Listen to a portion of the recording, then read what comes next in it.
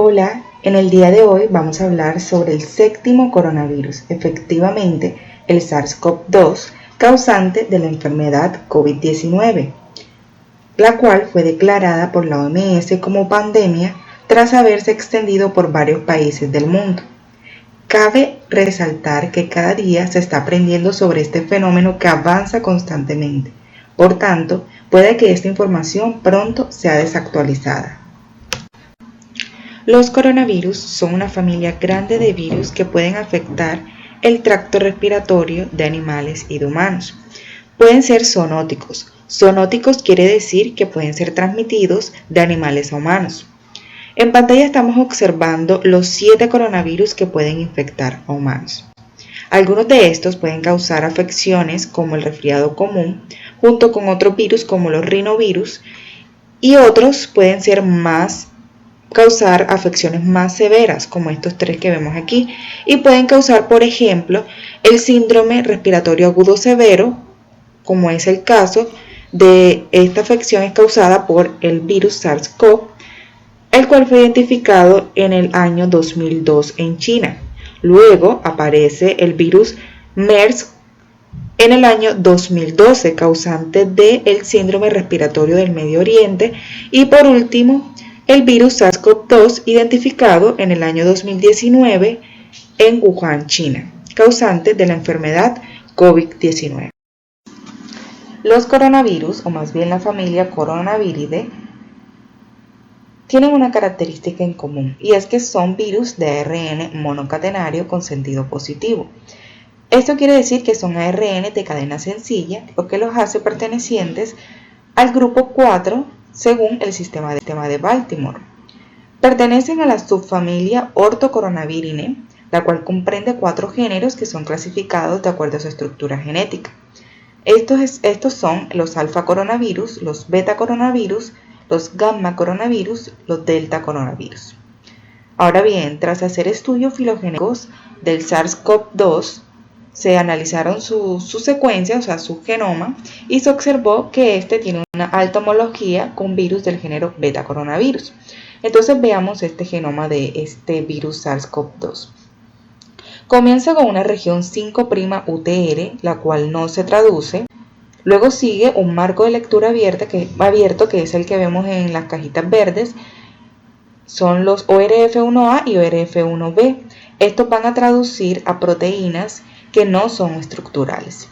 Luego vienen esos genes que sí traducen para proteínas estructurales y comienza por el de la cajita azul, que es el gen que codifica para la proteína spike o espícula o espiga, que es muy importante para este virus y ya veremos por qué. Luego viene la de la envoltura, que está en la cajita morada, la de membrana en la cajita roja y por último la de la nucleocápside. Las cajitas que vemos en colores grises claros, estos codifican para proteínas que son accesorias. Y finalmente tenemos una región 3' UTR que no se traduce.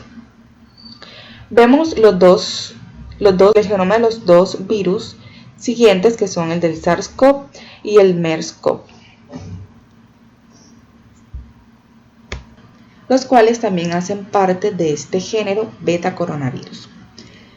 En rojo vemos aquellas proteínas, o hace referencia a esas proteínas que presentan variaciones claves entre el SARS-CoV-2 y el SARS.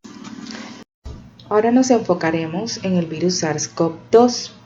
En primera instancia, este virus se transmite cuando una persona infectada tose o estornuda y expulsa goticas que conllevan al virus. Estas pueden llegar a la persona que se encuentre cerca, ya sea mediante las mucosas de la nariz, de la boca o de los ojos. Pero también se ha descubierto que se puede infectar la persona con el contacto con superficies que estén recubiertas con estas secreciones.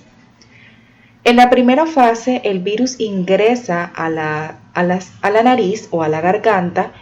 En esta primera fase, el virus es bienvenido en el revestimiento de la nariz, debido a que las células que se encuentran aquí son ricas en un receptor de superficie conocido como receptor de angiotensina 2, Normalmente este receptor que ayuda a la regulación de la presión arterial se encuentra marcando esos tejidos que son vulnerables a la infección, debido a que el virus necesita de este receptor para poder ingresar a la célula.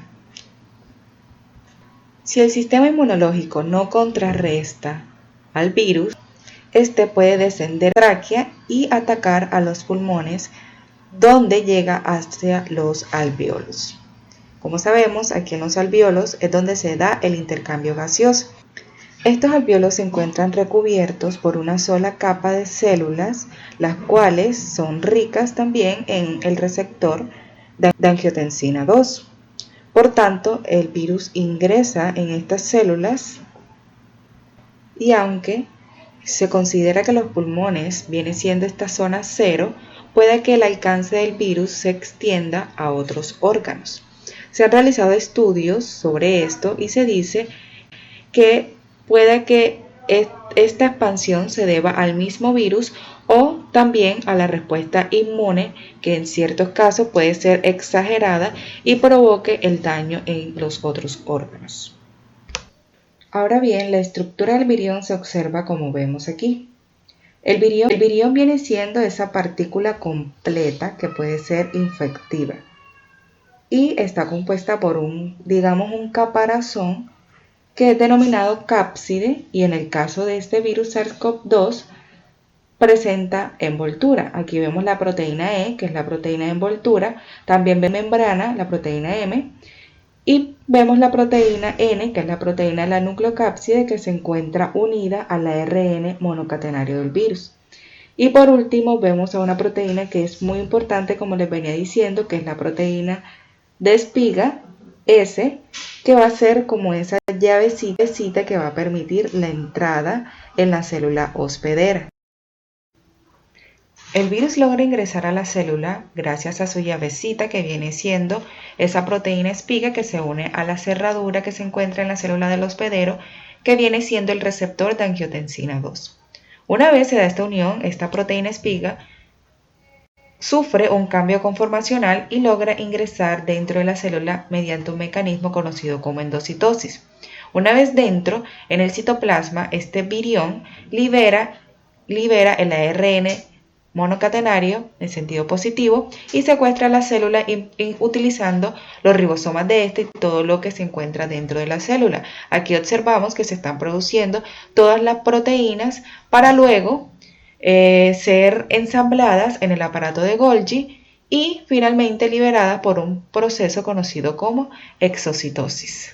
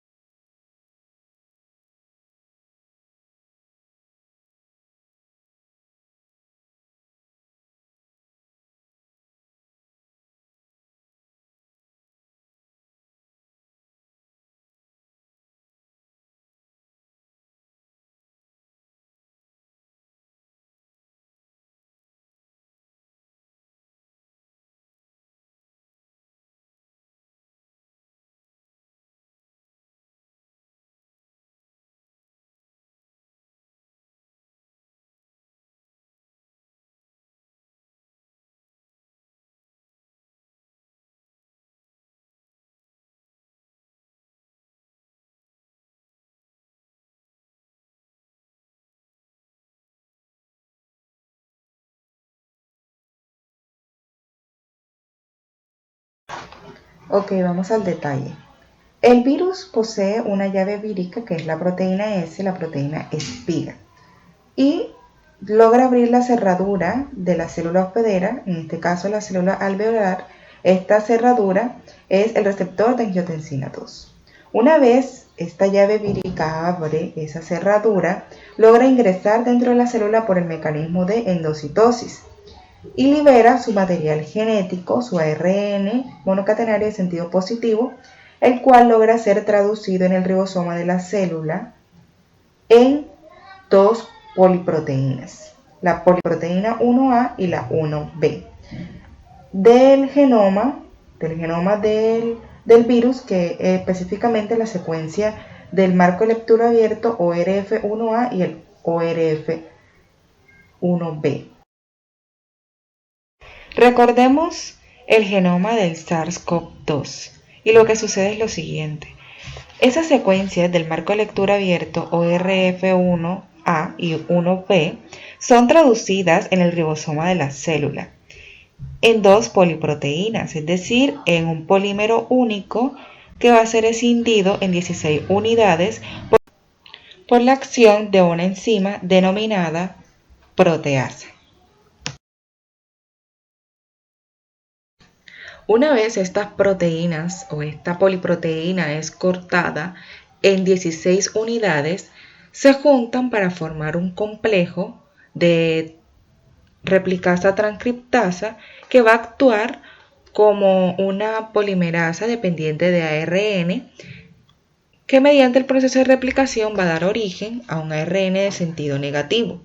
Este ARN de sentido negativo va a replicarse y va a dar origen a un ARN de sentido positivo que va a ser parte de la nueva partícula viral que se va a formar. Continuamente, este ARN de sentido negativo, mediante la transcripción discontinua, es decir, mediante saltos en ese ARN del virus, va a dar origen a varios segmentos o varios ARN subgenómicos, que son de diferentes longitudes.